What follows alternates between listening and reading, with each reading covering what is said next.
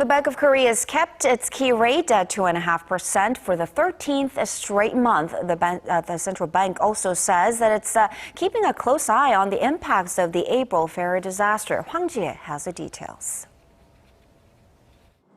Concerns over the ferry tragedy in April are spreading as it's slowing down the pace of Korea's economic recovery. While deciding to keep the key rate steady at 2.5% this month, Governor Lee Ju-yeol said Thursday that Korea's central bank is keeping a close eye on whether the ferry disaster will have a long-term impact. If domestic demand picks up in the near future, I believe the economy will grow as we expected. We are closely monitoring the possibility that the ferry disaster will have a negative impact going forward for a longer period of time.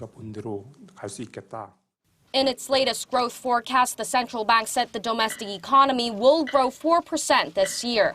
Based on the circumstances of the outlook, Lee made it clear that any future monetary decision would include a rate hike.